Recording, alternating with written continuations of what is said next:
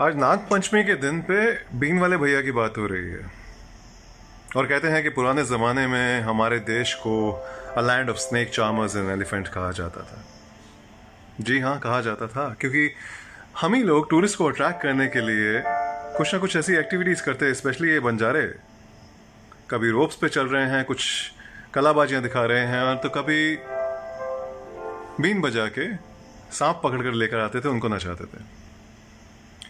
कुछ लोग तो कहते हैं कि सांप जो होता है ये बीन के बजाने से, उसके म्यूजिक से डांस नहीं करता, बट उसको लगता है कि जो बीन है उसके हाथ में जो पकड़ी हुई है, उसकी मूवमेंट से उसको लगता है कि उसको ऊपर कोई अटैक करने वाला है, और वो अटैक को फॉलो करके उसको डसने की या पकड़ने की कोशिश करता है। हाँ, भारत देश में बहुत सारी सांपों की वैरायटी बहुत ज़्यादा होती थी, अब थोड़ी कम हो गई है, क्योंकि सिर्फ टाइगर ही नहीं, सांप भी बहुत मारे गए देश में।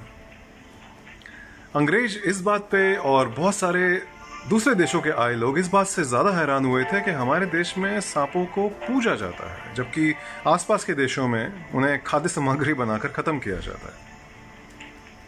और वो हैरान थे कि एक एंटरटेनमेंट का सोर्स बना के भी उन्हें यूज़ किया जाता है। तो ये बात काफ़ी पॉपुलर हुई थी। आज भी अगर आप पुराने किस्सों के बारे में सुनेंगे और पुराने किसी एरियाज़ में जाएंगे तो इक्के दुक्के स्नेक चार्मर्स आपको मिल जाएंगे। ये सपेरे जो बीन बजाया करते हैं, इसके पोंगी भी कहा जाता है।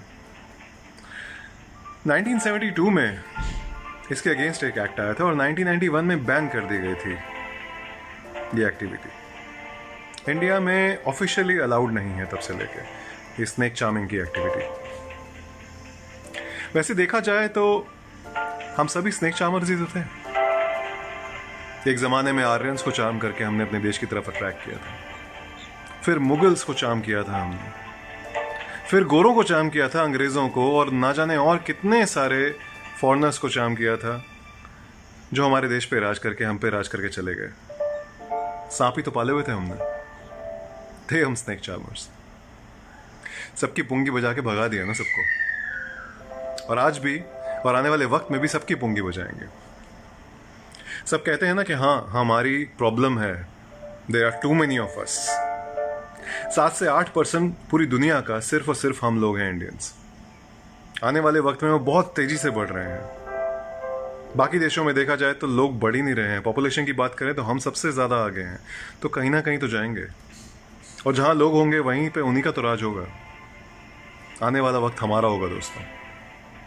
आने वाले वक्त में वही देश प्रधान होंगे जिनका युवा मजबूत है।